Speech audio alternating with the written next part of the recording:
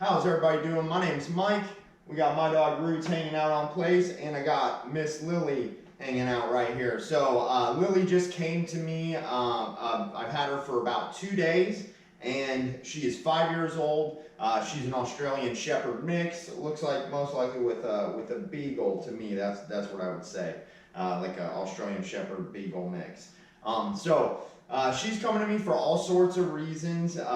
There's all the typical reasons, and she's bitten a few people. Not real serious bites, but honest. The truth is, anytime a dog puts their teeth on a human skin, it's serious because we're so fragile.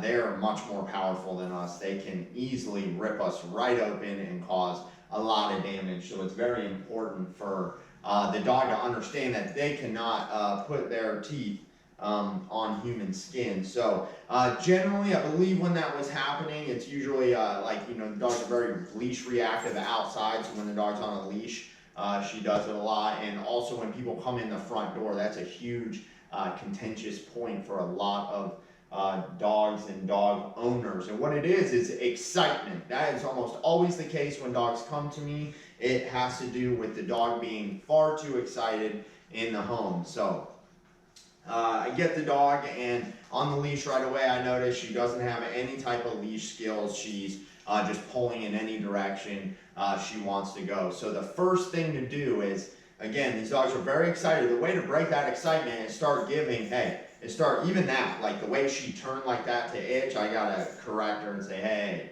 don't do that. Don't be so intense with the way you move. So the first day, all we do is we do a leash. I just introduce her to this collar. I just kind of lead her very gently in the direction I want, and I just kind of guide her and get her used to, good girl, get her used to following the leash. So for example, if she's over here and I come this way, I want her to turn with me. Good girl. She's picking it up very well. So just like that, good girl. So see how I correct her because she was staring out. So even that, she kind of turned the opposite way. So let's do that again. And I want her to turn this way. Atta girl. Atta girl. See, I want her to turn with me. Right, there you go. See, she's gotten in a habit of turning in any way she wants to turn. So when we turn like this, we want them to come with us, and you're not going to see that type of chaos. It's very chaotic when they just turn the opposite direction of the way I'm going, and that's something to notice is and take into account. She's turning the opposite way towards my dog when I'm leading her this way. So we have to control the dog. The first thing I'm doing with her to start gaining control over her is I first got her out of my car. I'm observing the dog to see how she reacts when I put my hand down here, slide it down the leash and stuff like that, so I can determine whether she's safe to work with or not, and how dangerous she is. And what I've seen over the last 2 days is she's very safe for me to handle. But at first, meeting the dog, if they don't trust you, you are not going to have a good relationship. So the first 2 days here, I'm basically just using the leash and giving verbal commands and not touching the dog or doing anything too invasive.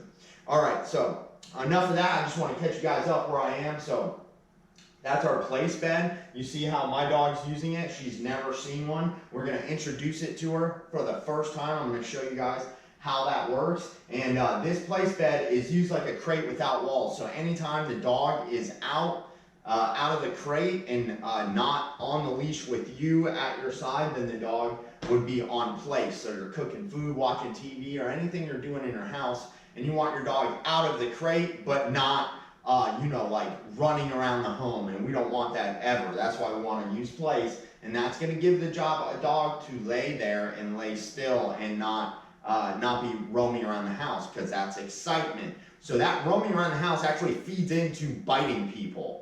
So there's very basic things we need to do, like basic obedience, and then we can start to modify her behavior. If they don't know all the basic obedience, and we're really just saying no to the dog, and we need to say yes by teaching them what we want them to do. So I can say, atta girl, because even right now I can say, good girl, good sit, because she's actually doing something I want. Sit. She's looking outside. That's kind of why she's sitting, but that's okay. So what I'm going to do is just kind of bring her by the bed, see how she feels about it, and then I will probably put her on heel.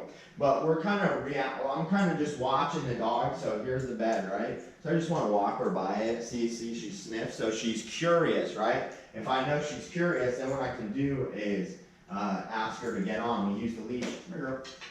You know, it's a bed, so she should want it. And also, there's a lot of dogs that abuse this bed, so it's normal for her to kind of like want to investigate. So here's the key. Okay, and I take her right off, right? We want her to stay on it like this, but that doesn't mean the first time we put her on there and leave her there. We do it in baby steps. Heel. So we already got her on it once with success. That's good. Good girl. Atta girl. Atta girl. And then she stays on for a second. Good girl. Okay. And we take her off again. So she learns you're not trapped there. I'm not just putting you on this bed and making you stay. I'm introducing it small steps to make her okay with the object. This is very important. This is how, if people would just do this with their crate, the dog would be very good. All dogs would be good with their crates, right? So we have to introduce it properly. If we simply shove the dog in a crate or on the bed and try to force them to stay there, they're not going to want to do it. You have to mentally convince the dog what we want from them. Heel. Heel. So a little correction because she didn't come with me. Okay, girl. Place. Good girl. And I just say the word place as she goes. Good girl. Good place. Okay. Good job, girl. Good place. Atta girl. Heel. Good girl. Okay, girl. Place. Good girl. Good place. That's a good girl. Now let her kind of sit on it now for a little bit longer. We just keep adding duration. So when we introduce something to the dog, we do it for a second, and we do it for 3 seconds, then 5 seconds, then 10 seconds. Before you know it, you can do 10 hours with the dog on place. And this is the main place the dog, this is the main spot dogs are usually in that I work with. You know, they're out of the crate, but they're not necessarily with me all the time. Next to me, they're going to be on place so I can walk around the home and do my thing. This is why it's very important when you're training a dog that you have a leash on the dog. Without this leash, I have no way to correct the dog and get a handle on her whatsoever, especially if the dog is trying to bite or anything. You know, if a dog does a behavior you don't like and has the ability to run away, it becomes difficult to discipline the dog or teach the dog anything. If they learn that their avoidance tactics work, they're going to use whatever works. Okay, good girl. Hey, good girl. So I correct her a little bit just because she tried to get off of it, kind of a little too excited. And so it's very good for her to understand that place is a good thing. You know, it's somewhere you want to be. It's comfortable, and I like it when you go there for me. Okay, place.